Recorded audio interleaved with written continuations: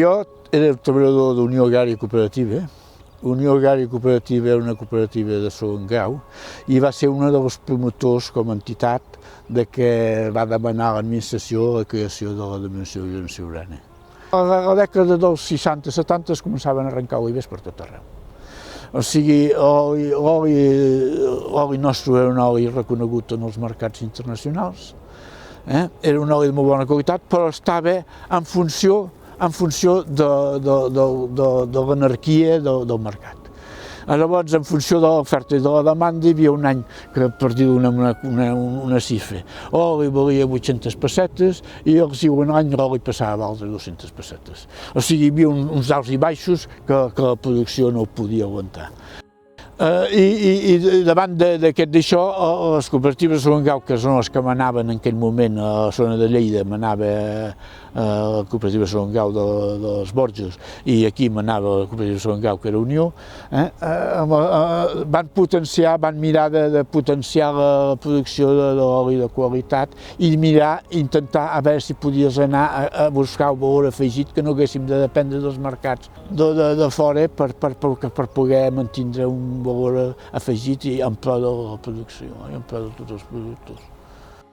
El primer que es va fer, com a entitat, el Consell Regulador va registrar la marca Siurana.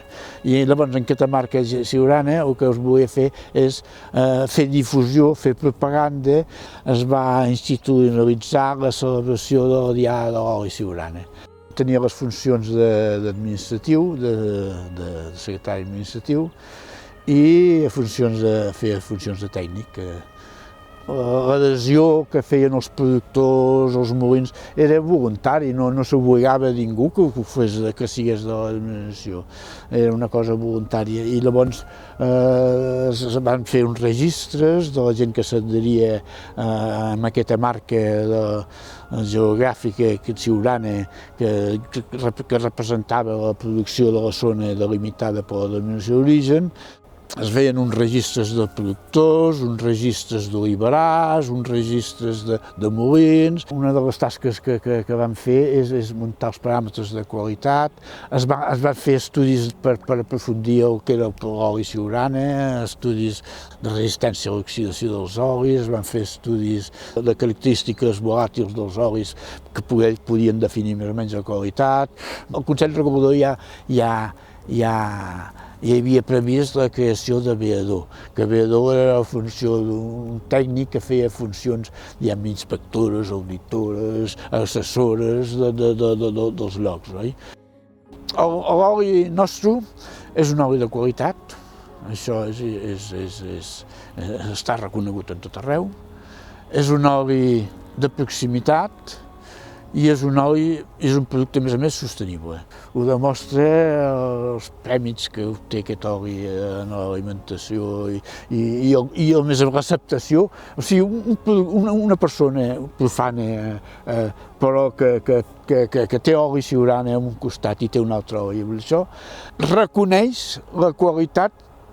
O sigui, no cal ser cap entès per donar el valor de la qualitat del producte. És un producte de proximitat que hem d'afavorir la nostra zona econòmicament i crec que el consumidor cada vegada més ha d'introduir-se i si vol defensar la terra i vol defensar la nostra zona ha de fer incapeu al consum d'aquest oli.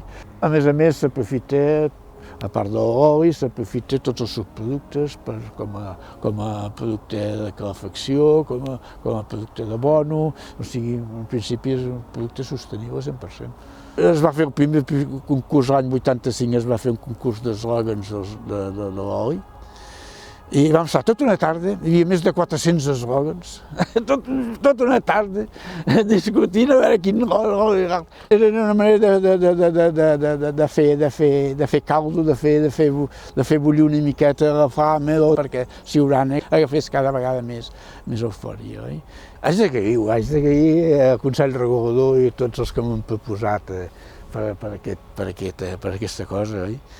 Professionalment és d'agrair, te sents reconfortat i que valorin la teva tasca professional que has portat.